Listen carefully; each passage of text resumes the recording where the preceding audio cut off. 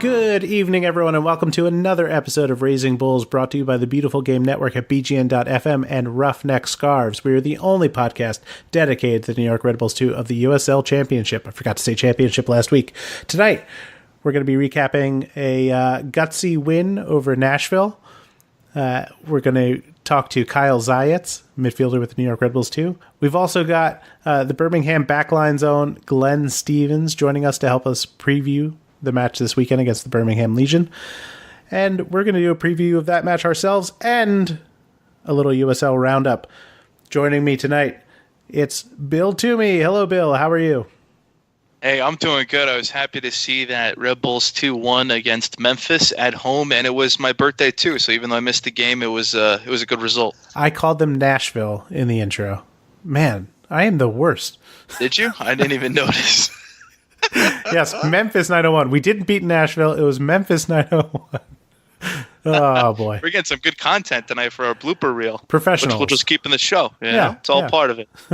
Unfiltered. I meant to do all that. Let's talk about that match. Tom Barlow, Jared Stroud, Derek Etienne getting the goals on the night.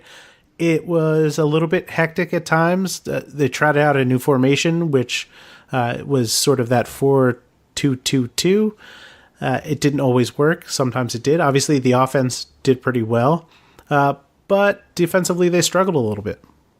Yeah, so, in the first 10 minutes of the game, it's pretty uneventful. And then, they get right in behind the back line, and there's nobody in the back, to defend the goal. And there's really no way to stop that for Evan Loro. So it was a perfect, cross and easy goal for them to get. So I thought that was going to kind of set the tone of the night. In some ways it really did. The Red Bulls came out swinging. They created some opportunities, but they didn't look that sharp in the final third. Not that surprising. I think just in general, teams take a little bit to settle into matches. But Memphis weathered that early storm, and their first couple of spells of possession after that, they created some danger. And I thought they did a good job of moving the ball laterally and sort of taking the Red Bulls out of their press. And they got caught a couple times with that pass to the back post, which is how that opening goal originated.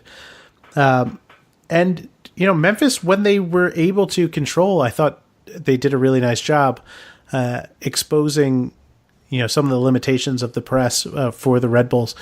But they sat back after that, which I thought was kind of surprising. They really had the game in the driver's seat after that goal because the Red Bulls got sort of shook up, and then they took their foot off the gas, and that allowed the Red Bulls to climb back in. Beautiful goal by Jared Stroud, a pass from Ben Mines. Ben ended up leaving the match injured shortly thereafter, but we spoke to him after the match. It was just more of a precaution than anything. He seems like he's okay. And what a beautiful volley from Jared Stroud. That might be goal of the season, or do you think it's too early to say that volley? It was perfect. Too early to say, but it was a perfectly hit volley. It was amazing. It's not something you would expect to see at a Red Bulls 2 game, but then last year we saw a lot of crazy stuff that I always like to talk about. So who knows what's in store for the rest of the season with what we saw last week. Very true, very true. And then shortly thereafter, Tom Barlow cleaning up the mess in the box. The two strikers up top, Brian White, Tom Barlow, not always on the same page, but I thought that they did create enough danger. This is a perfect example. Brian White makes a great run across the 6-yard box to meet a low cross. That in itself drew a defender out. It forced the goalkeeper to try to make a reaction. He spills the ball out. Tom Barlow cleans it up. That's the kind of stuff you want to see with the 2-forward system. Yeah, exactly. And from what we've seen so far from Tom Barlow, he's kind of almost like hungry in a way to get the ball and take as many shots as he can get. and try to score as many goals as he can. Oh, especially since he was particularly wasteful in games 1 and 2. Yes. But yeah, he's growing into it. I think he and Brian White definitely need to learn that role, that dual striker role up top. But John Wolyniec said that it was important to get both of those guys out there and really try to maximize opportunities. Now, the other side of that was, like we said, there were times where the midfield really struggled to keep control of the match. Chris Lima, I thought, had an okay game. But again, when you don't have that additional support, it really puts a lot of pressure on those two central guys to make sure that they're really responsible in their movements forward and how clean they're passing the ball. And that's where I thought they had some difficulties. Yeah, and it almost felt like Jared Stroud was playing up forward a bit instead of the midfield. Mm-hmm.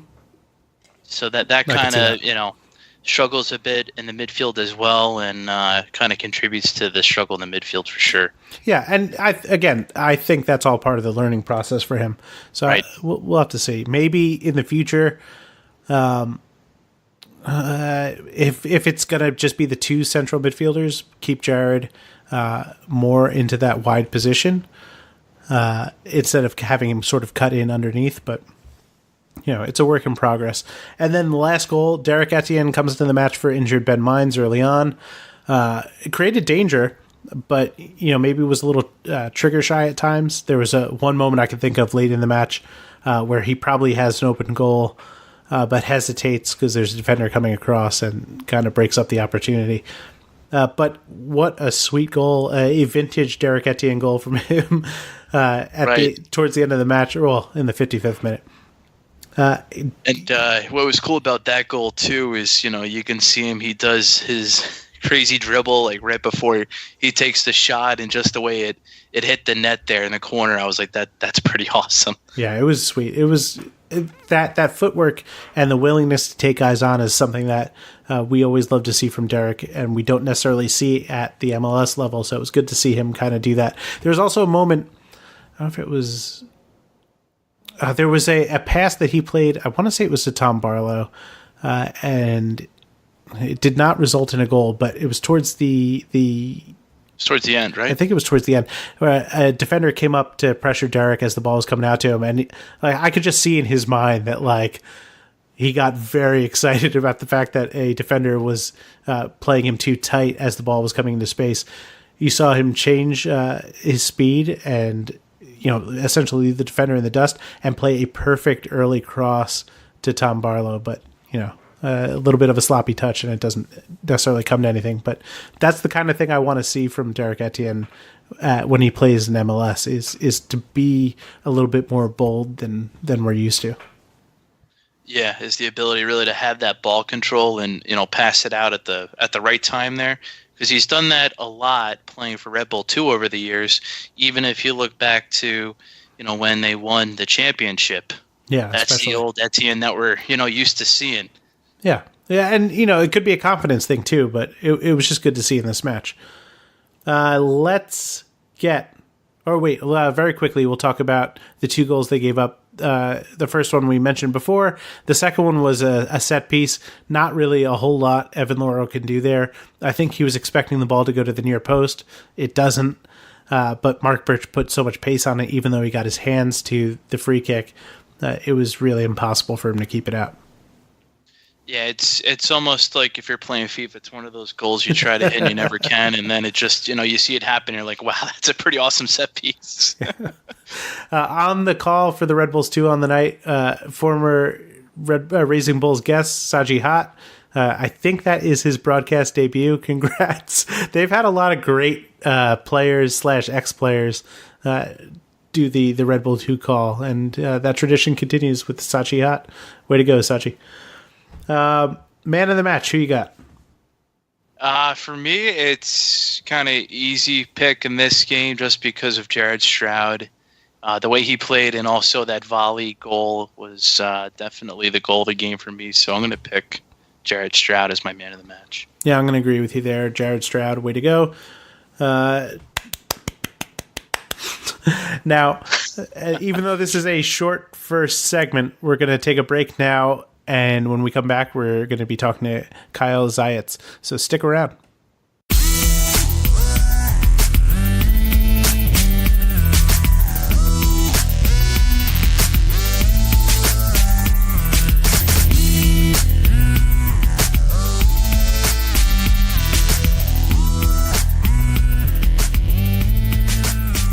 And we're back. We're joined now by one of the newest members of the New York Red Bulls 2 midfield. It's Kyle Zajec. Hello, Kyle. How are you doing? I'm doing well, thank you. How are you? I'm doing just fine. You got to make, well, not exactly your debut because you've played for the team before, but you got to make your debut this season as a full-fledged member of the New York Red Bulls 2 this past week, Friday against Nashville. Talk us through that appearance. How did everything feel out there, and what did you learn from the experience? It was an exciting experience. It's something I've been working hard on through preseason and through the beginning of the season, just waiting for my opportunity, working hard, and when that came, I was excited. I got put into a pretty hectic game, so I had to adjust pretty quickly, but I was happy to see the win out. And, I mean, I think the game settled down a little bit after your appearance. There were still some nervy moments, but what did John talk to you about before you came in? Was it part of trying to calm down things in the center of the pitch a little bit? Because, as you mentioned, it did get a little hectic at times. Yeah, I was trying to calm it down, try to get some passes together. They were playing a lot of long balls, so one of my main jobs was to pick up second balls and take some pressure off the back line. And in the past, has that been your sort of role within the academy? I mean, we'll talk about you entering the academy in a little bit, but was that always kind of your role? Were you a little bit further up the field, and now coming into Red Bulls 2, you're playing a little bit further back as like a 6 or an 8? Yeah, in the academy, I kind of had more license to go forward. I played more as an 8 and sometimes even as a 10, but with Red Bull 2, I've been playing as a 6, and I enjoy it. That's something I did in my last few years at Georgetown, so it's something I've become pretty used to. Walk us back then to the academy. You started with the academy at 13? Is that correct? Yeah, so I started with their regional development camps. There were a couple that were near me, and I got noticed through that, and they invited me to come play with the academy, so I started out with U13, and I played that all the way up until my freshman year of college. And prior to getting to the academy, was it mostly rec league or travel soccer for you? Yeah, I played on my local travel team, and I spent 3 years with the beach side, which at the time was Premier, but they've made the transition to academy. And in that growing experience, did you have any particular mentors that kind of helped you along? At travel soccer, Mickey Cuddies kind of ran both my town's travel and Premier teams. So he was always a good influence, and along the way I had many different coaches. I didn't really have a coach for more than 1 or 2 years. I think that's just kind of how it worked with the clubs I was at, but I still had a lot of positive influences, and a lot of them I still keep in touch with today. And when you joined the academy, what was the biggest difference for you from what you had experienced beforehand? I think it was just a different level, because the academy, they kind of plucked all the best couple kids from the surrounding academies, so it was almost like you were joining an all-star team. And so there was that transition. You had to get ready to get up to everyone else's level of play. And so what year was that? That was 2013? Is that correct? I believe it might have been earlier than that. Oh. Maybe 2011. I don't have your age off the top of my head. Time. So when you joined the academy, it was a really different landscape in terms of what happened to guys who graduated from the academy, right? Yeah, so a lot has changed since then. I think there's more of a clear path from the academy to USL in the first team now than there was when I was in it. Do you remember that change kind of happening, or what were your thoughts prior to kind of seeing what's in place now, where so many of these academy kids like yourself are graduating and going on to either Red Bulls 2 or other teams around USL or even MLS? So before my U18 year was the first year that they had the USL team. And so that was the first year they started kind of integrating academy players into their pro teams. But before that, it was almost like the first team was kind of this like really high kind of separate team because we also didn't have the training facility. So there wasn't that clear connection between academy, USL, and first team, and we were kind of even more segregated from them. And, not to mention that there were a couple of guys who had come through and maybe not really been able to get onto the field or really find their way at MLS, right? Yes, and I think they've adjusted the style of play to fit from the academy through to the USL and the first team, so it kind of makes the transition easier. Did that come from the top down or the bottom up? Who was really owning that style first? That was from the top down. Okay. And then you go on to Georgetown. There's a bunch of Red Bull players that seem to be making their way from Georgetown and up. Yeah. Who were your teammates there? I played with Alex Mule, Brandon Allen, Keegan Rosenberry of the Colorado Rapids, and a bunch of other guys who went professional. I will note that you called him Alex Mule. Is that a full endorsement of Mule over Mule? Yeah, that's what I've been calling him, so I think it's right. I mentioned that you did make your debut as a full Red Bull 2 player this past Friday, but you had your first debut, and ironically, that was my press box debut against Rochester back in 2015. Is that right? Yes. What were the sort of differences between then and now? Obviously, you played that game. I think it was 90 minutes, and it was still such early days for Red Bull 2 that I don't think anybody really knew what to expect from the squad. Yeah, that was a very different experience than what I had this Friday. I was only training with them for maybe a week and a half prior to that, and John came up to me, and I thought he was going to tell me that maybe I wasn't going to play or I was going to start on the bench, but he actually mentioned that I would be starting that game, and I was definitely a little surprised, but I was ready for it, and it was an incredible experience in the arena and something I'll never forget. And that was against Rochester, right? Yes. The team that ended up being sort of the bogey team for Red Bulls too. And a physical match, especially for a younger guy out there. Did you feel at all intimidated by, their presence in the match?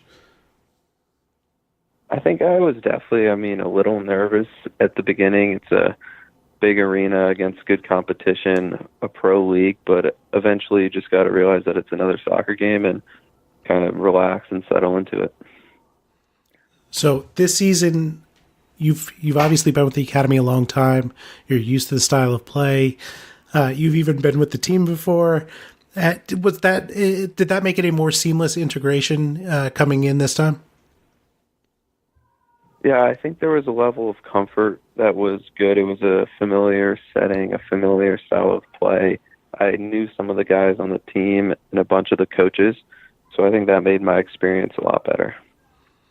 And where you're playing now, specifically for Red Bull 2, those are sort of the maybe the highest bar in the Red Bull system of achievement in order to really have success at the MLS level. We've seen it with guys like Tyler and Sean, but we've also seen really talented players like Dan Metzger maybe not quite be able to ascend that ladder. Is that daunting at all for you as a player? It is a little bit. There are a lot of great players in my position, but what I've learned is at this organization that if you're good enough, they'll give you an opportunity. So, yes, there are some very good players ahead of me, but if I keep working hard and I fit the style of play and I play well, then I can get a chance.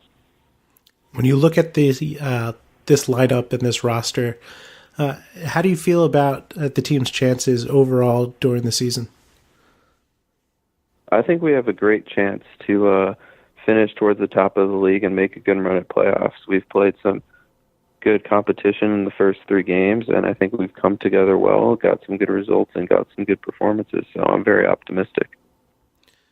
This weekend you guys take on Birmingham. There's not a ton of film really to go by, but have you guys started to look at some strategy against them, and what specifically have you noticed?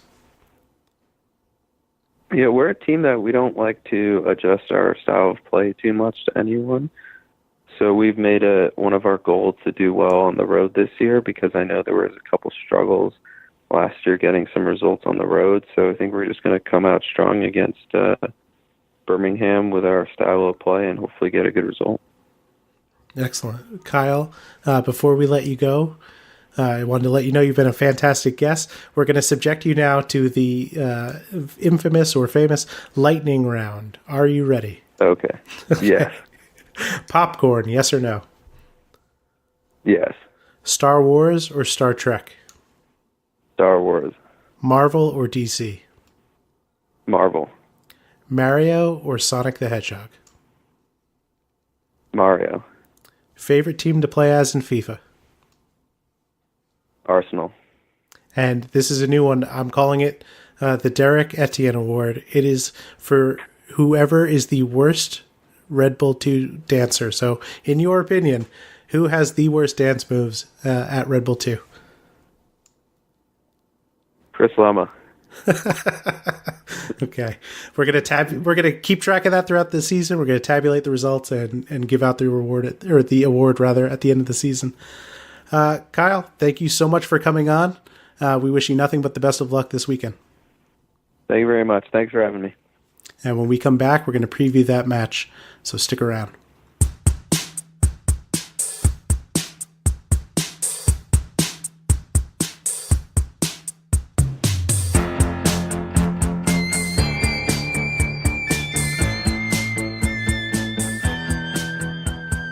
And we're back now. We are joined by the co-host of Birmingham Backline. It's Glenn Stevens. Hello, Glenn. Welcome to the show. Hey guys, thanks for letting me on. It's really great. We're excited. This is a brand new team that we get to visit this weekend, and it's a bit of a blind spot for us. So, give us the rundown. What is Birmingham Legion FC all about? So it's kind of funny because we're all kind of really getting used to this USL with the league and New York Red Bulls Part 2. We really circled you guys pretty big on. We're like, okay, I guess we got to play these guys now. I like that you called them New York Red Bulls Part 2. That makes it seem like a sequel. I like it. Yeah. Hey, real talk. I mean, y'all are great. Not only in MLS, but I mean the USL team down here. Y'all really have a great organization put together up there. So when we, as far as us, honestly, with us, with the Legion, I mean, we're all about just really identifying with the city. One of the biggest things that you'll find with the city of Birmingham is that it's all about just being made in Birmingham. A lot of us here are really prideful of that. And that was one of the biggest things whenever the Legion was formed. The Legion is named after, of course, Legion Field, kind of right up there with one of the legendary stadiums of college football. We take pride in the history there. And that's why I think signing somebody like Chandler Hoffman, who came from Oak Mountain, which is one of the sub places of the city of Birmingham, that was such a huge signing to us, because it was like the front office was saying, this is going to be your team. This is made in Birmingham. And we're going to make sure that we keep that pride in the city in this soccer team whenever we're building it from the ground up. And then how did the city take to that? It seems like the front office is doing the right things in terms of appealing to a market that doesn't have a ton of attention on it. I know there are a lot of teams that have been, in the region, but maybe this one feels a little bit different. Yeah, and that it really just kind of starting with the front office, like people like Morgan Copes, that was one of the previous owners of the Birmingham Hammers, being able to, really see that whenever the ownership group came in, it wasn't just random people coming in and buying in. It was our people saying, you know what, we see that soccer's growing. We want to take it up a notch. We want to bring it up a notch. And the ownership of the Hammers really appreciated that and saw the vision, and they kind of saw the likeness. And so it was a very smooth transition right there. And whenever they announced Hoffman, fangirling is basically what I did, and a lot of the city did, is that we were like, we have been begging and hoping that you were going to choose one of our people. That's why you'll probably honestly hear us chanting this Saturday a few things where it's like, he's one of our own, or carry on our native son. We have chants where it's just like, we're very prideful in the fact that like they took into consideration that the city loves being behind their heroes. And that's something that the city really understood and grasped with Legion, is that we're a very prideful city, and we hate to see our team lose, and we love to see our team win. Like, this is a sport that we can finally say is like, this is competitive and this is our own. Now, I'm through 2 matches at home, not the best results, but also it's really early season, and I don't think either of those losses is really anything to get up in arms at. How did you feel the team performed? It's about as good as we can expect, because the thing that we kind of all realize, and the thing that we're trying to help new fans realize as well, is just that this team was thrown together kind of in the last few months, and really the team as a whole was just announced last February. We're still really trying to figure it all out, and like, you're going to see it in the first 2 games that they're still going to try to figure out their natural tendencies and kind of what people prefer to be on the ball. But I have to really give it out to the city of Birmingham. I mean, first game, we had over 5,800 people there. Second game, we still had 4,200 people there. I mean, honestly, that was big to us, to just be able to see that, the city is still, despite the result, the city still is behind the team. And even we were at what was called Birmingham District Brewing Company this past Saturday, and we had a watch party. And we actually had a really good turnout at the brewery, that people wanted to show up to watch the game, even though the game was all the way in Louisville. How did it feel to get your first win on the road? I mean, that's a hard place to win for any team in the USL. I thought it was a lie. I thought it was April Fool's.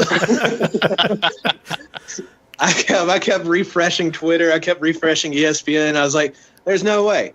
There's no way. And like, I even saw whenever Wright put the ball into the net, I looked at the time and I was just like, there's no way we're coming away with 3 points right now. And all of us at the Birmingham Backline and with the Magic City Brigade, like, you couldn't read our messages, because as soon as Wright kicked the ball in, 50 messages were shooting up. We're like, oh my gosh, like, what happened? Like, we were all freaking out. Like, we're still sitting in a state of euphoria, honestly, that we could go into such a formidable place like Louisville and take away 3 points. Like, we never just imagined that could happen. And you were at the brewery when that happened? What was that reaction like there? So, unfortunately, the brewery was on Saturday night. Ah, okay. Unfortunately, Alabama state laws do not allow breweries to actually be able to open up. Sorry, I had unfortunately, breweries around here don't actually open up for a 9:00 game.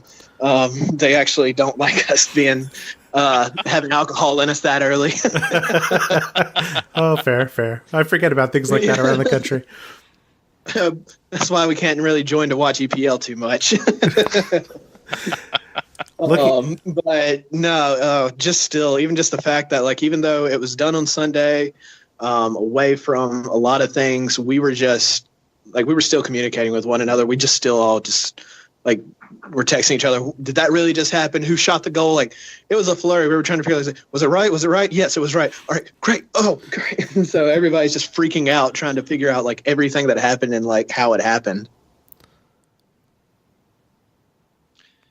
That's got to be crazy to win there, because I think for Red Bulls too, I don't think we've ever won there in Louisville, right, Joe? It's been been like a rough patch. There's at least one win, because that was one of the first wins in the 2016 season. Was it at Louisville? A long time ago. Yeah, it really was. So what should we be expecting from Birmingham in this match? Like, what is their bread and butter? Who are the guys that we should be watching? So it's kind of funny because we've kind of experimented a little bit more with a familiar formation that kind of looks a bit like a 4-1-4-1, kind of just allowing a bit more space. And really, I think with the recent loans that we've been able to get with the Revolution and with the crew, people like Wright, Prosper, those are really guys that have really allowed us to stretch. One of our favorite guys that we have is Daniel Johnson. He's a very creative midfielder, and even though we had those 2 losses, if you go back and look, he's kind of our guy that's been very creative in the middle, allowing a little bit more chances on ball for Hoffman. But I think with the introduction of Wright being up there in the front and kind of giving us an extra big body up there, that allows Hoffman to kind of be freed up a little bit more. Because with Prosper, Wright, Avila having an amazing pass to Prosper for the first goal, just being able to kind of get that first goal, we kind of notice we're like, the guys are finally kind of settled down a little bit. We're actually able to spread the defense out a little bit more. And I think that's what you can kind of expect, is that we're going to be very possession-based and really trying to pull the defense off of just handling Hoffman and kind of giving him extra weapons to spread the defense out with. So that's basically, you're telling me what is going to help them win. In your opinion, what is something that they need to avoid, especially against the Red Bulls? Letting y'all have the ball on the offensive side, honestly.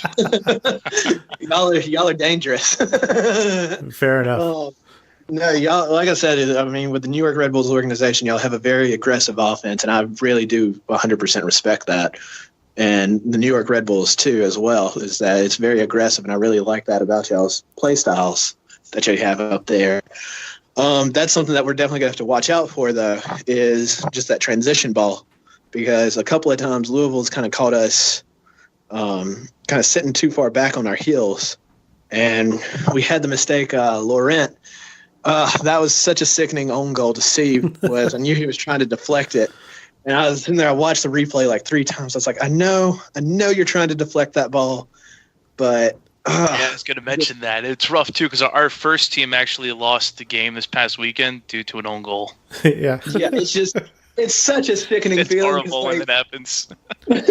Me and another guy, we were talking to each other. Whenever we saw that goal happen so late, we were just like, it was too good to be true. It's too good to be true to take 3 points out of it. There's no way we should have been able to. There goes all the momentum. Yeah, definitely. Yeah. I could see that in the 81st minute, just being like, well, here we go again. We've lost the first 2 matches. Well, and I'm a Tottenham fan as well, so I'm already kind of a soccer fan on top of everything. So fair. Very fair. I'm just like, okay, great. I have to deal with it in England, and now I have to deal with it in Birmingham. Here we go. It's okay. All right, we have 2 things before we're going to let you go. First, we're going to get your prediction for the match this coming weekend. So let us have it. What's the score? Oh, man. I'll say a 2-2 draw. That would be, I think, a fair result at home. It would be the first points picked up at home against a dangerous offense. I think that would be great for you guys. Second thing, and I forgot to mention this when I was pre-interviewing you, but we always do a lightning round with all of our guests. We ask a bunch of sort of silly questions. Are you ready? Okay. Okay. Popcorn, yes or no? Yes. Star Wars or Star Trek? Got to go with my Star Wars. Marvel or DC?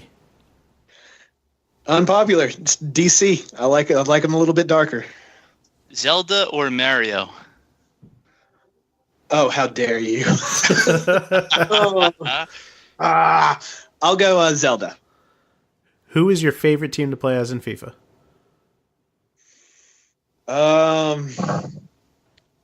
Tottenham. And I can't lose with Harry Kane. Last but not least, you're on death row, what would your final meal be? I'm an Alabama guy. I got to say barbecue. Well, it's specifically, yeah. Yeah, I would say it would have to be pulled pork, mac and cheese, and just regular baked beans. That would be a nice way to go. Yeah. If I'm going to die, I'm going to die with comfort food, all right? You guys probably got some real barbecue down there, too, which is awesome. Oh, yeah. So where can people follow you on the social media sphere? Yeah, so we're Birmingham Backline. I mean, it's Beham Backline. That's going to be Twitter, Facebook, Instagram.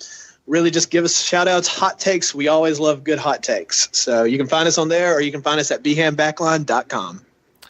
Well, thank you so much for coming on. We really appreciate you giving us the insight into what we're going to expect in Birmingham this weekend, and we wish you and the team nothing but luck for the coming season.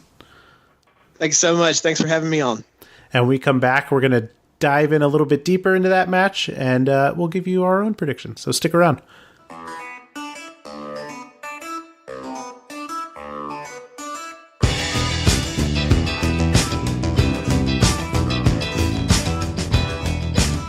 And we're back with our final segment. We're going to preview the match against Birmingham Legion, and we're going to look at some of the news and stuff around USL. Primarily, our segment last week on the standings, we're going to do the same thing this week and look at where everybody stands after 3/4 matches played. But first, Birmingham Legion FC. They play at BBVA Compass Field in Birmingham, Alabama. They are 1-2-0 with a -2 goal differential. 0-2 at home. Not a great start, but we'll talk about it in a little bit. Not the worst results for the new team. Their one win on the road came against defending champions Louisville. They went behind early, but immediately clawed their way back in and went ahead. They were up 2-1 at the half. Gave up an own goal equalizer. We mentioned that during our interview in the 81st minute, and then scored a winner in the 87th. Picture perfect. Can't ask for anything better against a very difficult opponent on the road. Yes, Louisville has started slow this year, but that's still a really big win for them. And then they lost to Ottawa 1-0. Similar to what we were talking about Memphis last week. They gave up an early goal and really just struggled to get back into that match. And then against Bethlehem Steel, a bad set piece for them leads to their first goal, and a shot from deep. You could make the argument that the D didn't close them down, but a really a well-placed shot from outside is what beats them in that match. Their leaders in goals, they've only got 3 so far. They're Ben Wright, Chandler Hoffman, and Prosper Kasim. Eric Avila, the former FC Dallas player, has 2 assists for them. And I said Ben Wright. It's Brian Wright. Jesus. Brian Wright has 1 assist for them.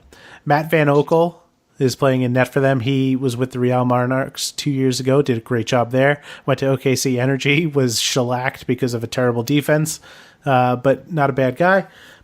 They scored their first goal of the season last week in their win over Louisville, and have kind of struggled a little bit to score, but I don't think that they've necessarily looked like they're out of any of the matches that they played in. Quick stats rundown. We did this last week. It was super scientific and very accurate. All of that was in quotes, of course. Tackle success, 72.9 for the Red Bulls, 71.1 for Birmingham. Duels won, 52.6 for Red Bulls, 52.7 for Birmingham. Aerial duels, 52.2 for Red Bulls, 48.8 for Birmingham, and goals conceded, 4 for the Red Bulls, 5 for Birmingham. So, defensively, those meaningful statistics point towards the Red Bulls. Distribution. We heard during our interview that Birmingham liked to keep possession of the ball. 66.8% pass success for the Red Bulls, 72.5 for Birmingham. Passes per 90, 417 for the Red Bulls, 393 for Birmingham. Accuracy in the attacking third, 61.5 to 66.9 for Birmingham. Accuracy in their own half, 77.8 versus 80.7 for Birmingham. So distribution, that leads towards Birmingham, but what we see is they keep the ball very much in their own half. as they advance forward, it gets a little bit dicey. But again, they're still finding their way.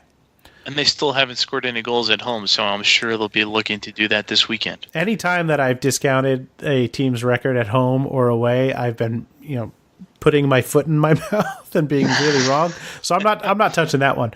Hey, at least they're ahead of Pittsburgh. Ooh, fighting words with Pittsburgh. You listening, Mike Sparks? We're coming for you. That's right, Mike Sparks. Along with another number of guys and gals that cover Pittsburgh for BGN.FM. In the attack, shots per match, or shots total, 43 for Red Bulls, 23 for Birmingham. Shots on goal, 24 for the Red Bulls, 11 for Birmingham. So just really quickly, the Red Bulls have more shots on goal than Birmingham has total shots this season. Goals, 7 for the Red Bulls, 3 for Birmingham. A conversion rate, 16.3% to 13%, again for the Red Bulls. The Red Bulls minutes per goal, 38.6. Woo! That's really nice. And 90 minutes per goal for Birmingham. The goals for Birmingham, all 3 of them from inside the box. There's not a lot of data to collect for either of these teams. 6 inside the box for the Red Bulls, 1 outside of the box. We know that one was Marcus Epps. So in the attack, that points towards the Red Bulls. So having won 2 of those 3 stat categories, this obviously means the Red Bulls will definitely win, and there's no question about that based on this very scientific data. Bill, give me your general impressions of Birmingham and what you think we might see this weekend. Well, if they keep up the trends, hopefully they might score a goal for us. Ooh, that's mean. Just kidding.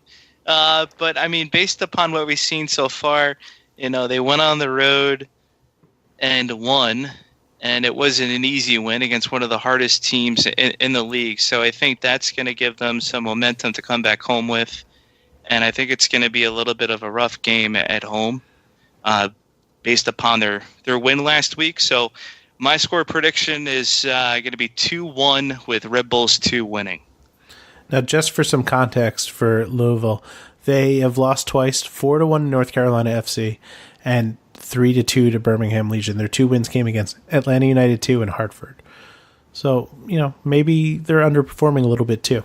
Yeah, I mean, Hartford's in last place. Yeah. I kind of gave my impressions of Birmingham. I think that they're not a bad team. They're good at holding the ball. I don't think that's a great thing to try to do against the Red Bulls unless they can very quickly switch fields the way that Memphis did. They did a good job of keeping it wide and really making the Red Bulls chase the match whenever they kept possession, but they decided to cede possession a lot, which I was a little confused about. Overall, I think that even though this is on the road and even though the atmosphere that Birmingham is going to bring should be intimidating, they've had roughly 4,000 to 5,000 fans there for each of their first 2 home matches. I still really, really like what the Red Bulls are doing offensively. Yes, they struggled a little bit against Nashville, but they're proving that they could put up big numbers. If they're going to continue to play with this 2-forward system, it could be a little dicey, but they can outscore. And they did it against teams that I think are better than Birmingham. Not in a way that I think that Birmingham is terrible, but Nashville, as I've said, I think is one of the best teams in the league, despite their struggles in their first 3 matches. They didn't really look bad against any of the teams they played. But all that said, I think that the Red Bulls should be able to get a result on the road. It'll be nice to kind of shake the difficulties they've had on the road early in the season, and I think John Wolnick and the team is really pushing to be able to do that. Bill, did you give me a score prediction? I did. I'm just going with Red Bulls 2 winning 2-1 on the road. Yeah, I like that. I'm going to call it 2-1 as well. I'm going with what Bill says because he's more right than any of us. Okay, now we're going to move on to USL news. Colorado Springs Switchback. They earn Player of the Week through Abraham Rodriguez. He is a 16-year-old goalkeeper who started his first professional game this weekend. 11 saves, tying second highest single game save total of 2019 so far. And he was able to get the draw against Phoenix Rising FC, who we all know is a pretty darn good team. way to go, 16-year-old Abraham Rodriguez. It's definitely not easy to come into a pro life at such a young age, and certainly not in goal. Great job. Keep it up, kid. El Paso Locomotive FC signs Jerome Kieswetter. Kieswetter? I don't know how to say that. They have to have a pronunciation of that. Pronunciation. Anyway, he's a U.S. international. Maybe that's even a little bit generous. He's had 2 caps with the national team. He's from the Hertha Berlin Academy. He played with their 2 side and their 1 side briefly. He played with Stuttgart briefly for both the 2 and 1 sides, and Fortuna Dusseldorf, both their 2 and 1 sides. In his 128 appearances in the Bundesliga, he's got 13 goals. Not a great return, but I think coming back to USL should help him get some of his mojo back. He did well at the youth levels for the USMNT, but kind of struggled a little bit after that. And let's see, we got a pronunciation? Kieswetter. There we go. Kieswetter. I'll go with that. All right, and let's take a look at the USL standings. We're going to just look at the top. Well, I guess we'll just do top 10 for each side. If I talk about everybody, it'll take forever. In the East, St. Louis still on top. Tampa Bay still right behind them with 10 and 8 points respectively. Then North Carolina FC and the New York Red Bulls 2 also in the top 4. Way to go. Indy 11, Louisville sort of tied for, well, not tied in points, but 5th and 6th in the standings. Charleston Battery, then Atlanta United 2, Nashville SC, and Ottawa Fury rounding out the rest of the top 10. Probably the biggest surprise right now in that group is Atlanta United 2. Bill? Did I lose you? Sorry, almost. My headset was cutting. I can't win tonight. Oh, boy. No, but Atlanta is definitely a shock because I don't think anybody expected that to happen. Yeah, we don't honestly, we don't expect much against them. They had a nice 3-3 draw with Charlotte. Maybe they'll start to use their 2-team in a little bit of a wiser way, getting players from the first team who can't quite make it just yet, and utilizing them how they have not before. But look, they got a nice win over Hartford. They lost to Louisville, and 3-3 against Charlotte is nothing to shake a stick at. I think that they're doing real well for the early season. Out west, whoa, what was that? My headset's winning again. I can't win. It's okay. Out west, definitely a surprise up top. Tulsa Roughnecks, they are 3-1-1 to start the season on 10 points. Then New Mexico United on 9. Portland Timbers, Colorado Springs Switchbacks, and Sacramento Republic and OKC Energy all with 7 points apiece.